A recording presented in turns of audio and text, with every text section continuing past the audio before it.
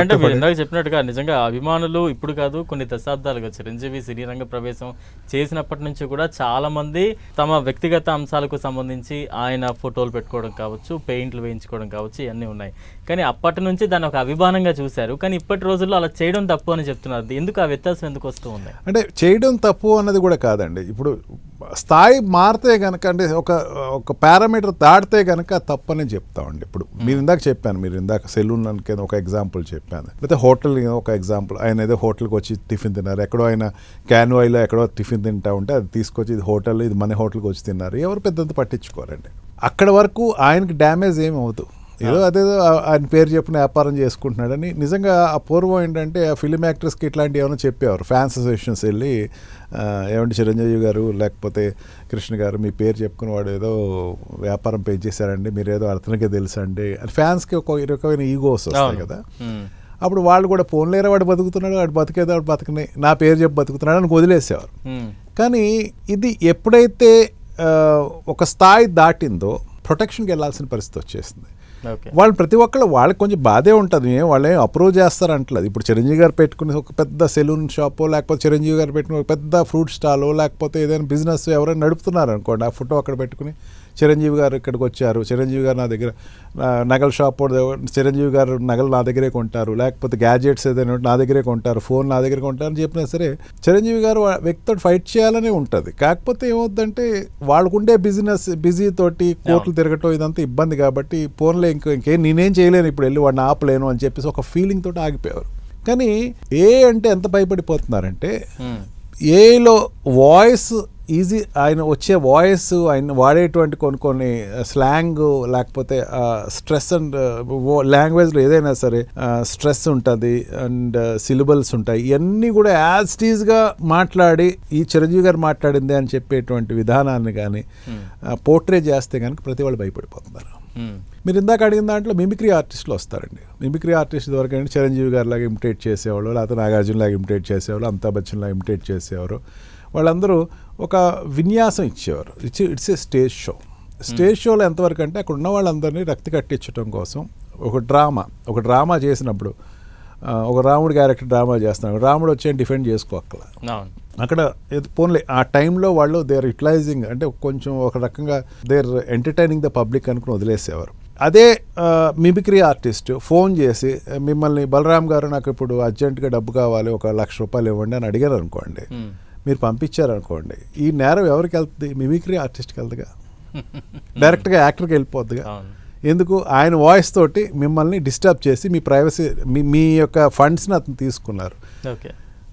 ఆ ఆర్టిస్ట్ సంబంధించి ఎవరైతే ఆర్టిస్టు, ఒక చిన్న ఆర్టిస్ట్ అనుకుందాం, ఆలీ గారే అనుకుందాం, ఆలీ గారు వాయిస్ తోటి మిమ్మల్ని, మీకు ఆలీ గారు అంటే తెలుసు అని ఏదో తెలిసింది అతనికి, ఎవరో మిమిక్రీ ఆర్టిస్ట్ ఫోన్ చేసి ఆలీ గారు నేను ఆలీని మాట్లాడుతున్నానమ్మా, నాకు అర్జెంట్గా 1,00,000 రూపాయలు కావాలి, ప్లీజ్ 1,00,000 రూపాయలు ఇవ్వు బలరామ్ అంటే, ఏమో అలీ గారికి అవసరం, ఫోన్ కన్నా మించింది ఏముండదు కదా, వీడియో కాల్ అడగరు కదండి, మీరు ఫోన్ చేసి అడిగారు, ఫోన్లే ఎప్పుడు అడగలేదు అని 1,00,000 రూపాయలు పంపించారు అనుకోండి.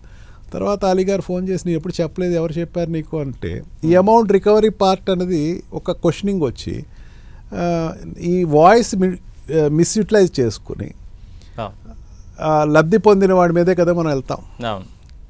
ఈ తరుణాన్ని ఏఐలో తీసుకెళ్తే ఒక 100% ఎక్కువ ఉంటుందండి. ఓకే, అంటే ఇప్పుడు వరుసగా ఈ సినీ సెలబ్రిటీలు అందరూ న్యాయస్థానాలను ఆశ్రయించడం అన్నీ చూస్తూ ఉన్నాం. క్యూ కట్టే పరిస్థితి కనిపిస్తోంది. ఎందుకు అంటే ఏదైనా ఒక చెడు జరిగిన తర్వాతే కదా ఇంత ఫాస్ట్గా ఒకరి తర్వాత ఒకరు తమను ప్రొటెక్ట్ చేసుకోవడానికి వెళ్తూ ఉంటారు. అంటే ఏఐ వచ్చిన తర్వాత అది ఇంకేదైనా రకం సిస్టమ్ ద్వారా ఎక్కడైనా మిస్యూజ్ జరిగిందా, దాన్ని చూసిన తర్వాత ఎవరికాళ్ళు మమ్మల్ని మేము సెక్యూర్ చేసుకోవాలనే ఉద్దేశంతో న్యాయస్థానాలకు వెళ్తున్నారు. సైబర్ క్రైమ్ విస్తృతంగా జరుగుతుందండి. సైబర్ క్రైమ్ యొక్క క్రైమ్ యాక్టివిటీస్ చాలా విస్తృతంగా జరుగుతున్నాయి. అది ఏ స్థాయికి వెళ్తుందంటే, మన చాలామంది హ్యాకర్స్ వాట్ వి కాల్, మనం రెగ్యులర్గా యూజ్ చేసుకునే వాట్సాప్లో వాళ్ళే డబ్బు పెట్టేసేసి మాకైతే డబ్బు కావాలి, నా వాట్సాపే ఉంటుంది. ఇప్పుడు బలరామ్ గారికి నాకు మంచి ఇంటిమసీ ఉంది, నాకు రెగ్యులర్గా ఒక వీక్లీ ట్వైసో థ్రైసో మీరు నాకు మెసేజ్ పంపుతూ ఉంటారు వాట్సాప్లో అనుకుందాం. నేను సడన్గా ఒక 50,000 ఇవ్వండి అని చెప్పేసి మిమ్మల్ని అడిగితే మీరు నాకు పంపుతారు. నేను మిమ్మల్ని అడిగేటప్పుడు హ్యాకర్ ఎట్లా వస్తాడంటే దీంట్లోకి, నాకు మీకేదో కవర్ వచ్చింది అని నాకు ఒక మెసేజ్ పెడతాడు. పెట్టేసరికి ఓకే కవర్ డీటెయిల్స్ చెప్పంటే ఒకసారి మీ పర్సనల్ ఇన్ఫర్మేషన్ ఇవ్వండి ఒకసారి అని అడుగుతాడు. పర్సనల్ ఇన్ఫర్మేషన్ తీసుకుంటాడు, గాయబ్. ఓకే. మెటా తోటి నా యొక్క వాట్సాప్ని కమాండ్ చేసేస్తాడు దాన్ని. నా పాస్వర్డ్ వెళ్ళిపోతుంది, వాట్సాప్ వెళ్ళాలన్నా ఏది వెళ్ళాలన్నా సరే సమ్ మెయిల్ ద్వారానో లేకపోతే ఒక ప్రైవసీ విధానం ద్వారా వెళ్తాయి కదా. వెంటనే వాడు ఏం చేస్తాడు, నా వాట్సాప్ వాడుకుంటూ మీకు మెసేజ్ వచ్చేస్తుంది. ఓకే. నేను వాట్సాప్ వాడినప్పుడు నాకు ఒక మెసేజ్ రావాలి కదా, మీకు పంపి సెండ్ మెసేజ్ కనపడదండి దీంట్లో. ఓకే. డైరెక్ట్గా బలరామ్ గారికి మాత్రం రిసీవ్డ్ మెసేజ్ వస్తుంది. ఓకే.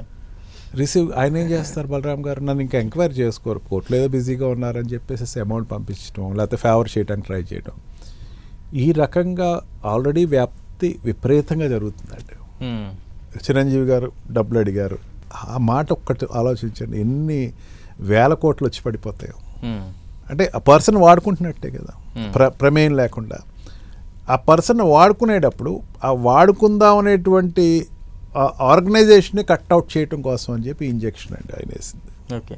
అంటే ఏం చెప్పింది సార్ కోర్టు తీర్పు, ఏ రకంగా వచ్చింది, ఎటువంటి శిక్షలు ఉండబోతున్నాయి, మిస్యూజ్ చేస్తే ఎలాంటి శిక్షలు అమలు అయ్యే ఛాన్సెస్ ఉంటాయి? ఇప్పుడు మిస్యూజ్ చేస్తే శిక్షలు ఉంటావు ఇవన్నీ కాదండి. ఇప్పుడు సివిల్ ప్రొసీజర్ కోర్టులో ఆయన వెళ్ళారు, సిటీ సివిల్ కోర్టులో వేసిన దావాలో ఆయనకి వెసులుబాటు ఇచ్చారు. ఒక వెసులుబాటు ఇచ్చిన తర్వాత ఆ ఆయనకి ఇచ్చినటువంటి ప్రైవసీ యాక్ట్ ఆయన ఫిగర్ని వాడుకుని ఆయన పేరు పెట్టుకుని వాడుకుంటూ నిషేధం అంటే నిషేధం.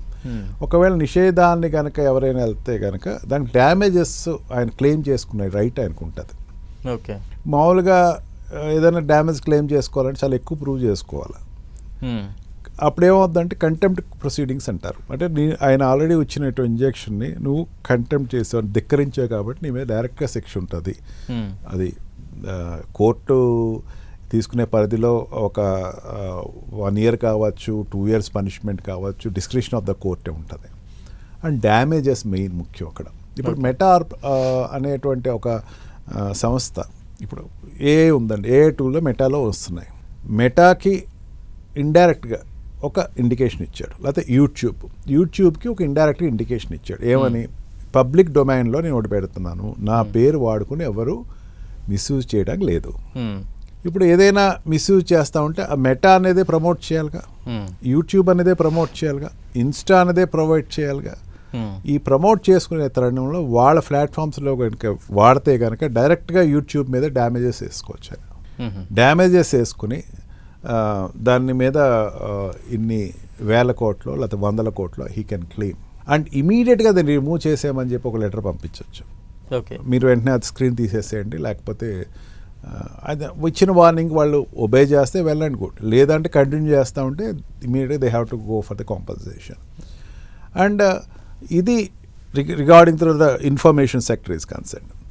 అండ్ ఏదైనా ఒక దాబాओ లేకపోతే ఒక వాట్ వి కాల్ ఒక షాపు ఎవరో చిరంజీవి గారి పేరు డైరెక్ట్గా పెట్టుకొని వాళ్ళు ఏదైనా బిజినెస్ చేస్తున్నారు అనుకోండి, ఆ బిజినెస్ని ఆయన ట్రేడ్ మార్క్ లైసెన్స్ అంటారండి.